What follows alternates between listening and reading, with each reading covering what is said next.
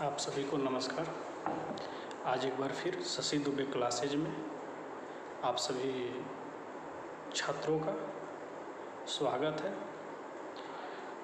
आज हम mathematical science के बारे में अध्ययन करेंगे, स्टडी करेंगे 7A and 7B।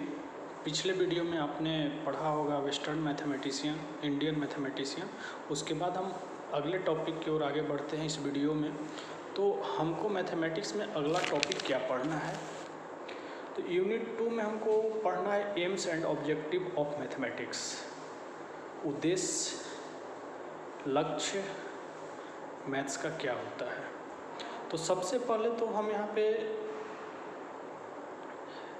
AIIMS and objective of mathematics में जब बात करते हैं तो यहाँ पे आप देखेंगे कि एजुकेशन सिस्टम को आप थोड़ा सा अच्छे प्रकार से समझने की कोशिश कीजिएगा। तो जनरली एजुकेशन सिस्टम में एक डेविस का डिफिनेशन है। डेविस ने एजुकेशन सिस्टम पे एक डिफिनेशन दिया है, leading is the work of a teacher does to motivate, encourage and inspire the student so that they will ready achieve the learning objectives। कहने का मतलब कि हमको खुद मोटिवेट टीचर को होना है और एक ट्रीपोलर टीचिंग प्रोसेस को लेकर आगे बढ़ना है, जिसे हम शिक्षा का त्रिध्रुवीय शिक्षण भी कहा जाता है। तो कहने का मतलब सबसे पहले हमारे पास टीचर के पास गोल होना चाहिए।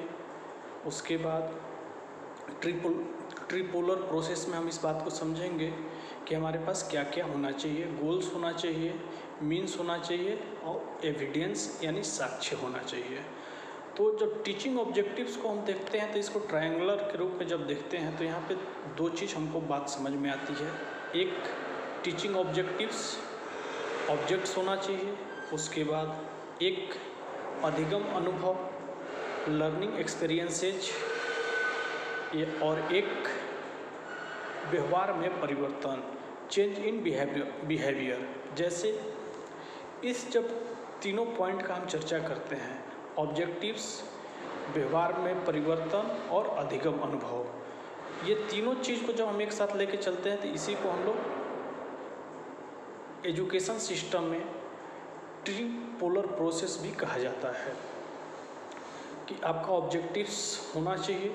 टीचिंग ऑब्जेक्टिव्स क्या है? चेंज इन बिहेवियर या evaluation of achievement, learning experience of teaching, learning situation.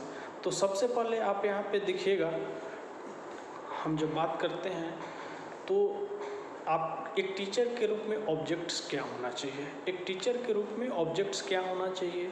बच्चे का बिहेवियर चेंज हो रहा है कि नहीं हो रहा है, बच्चे का जो लर्निंग एक्सपीरियंस है वो आगे बढ़ रहा है कि नहीं, ये सब चीज़ हमको इवैल्यूएशन करते रहना चाहिए।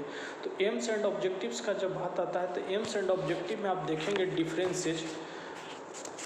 एम्स और ऑब्जेक्टिव्स में हम जब डिफरेंसेज देखते हैं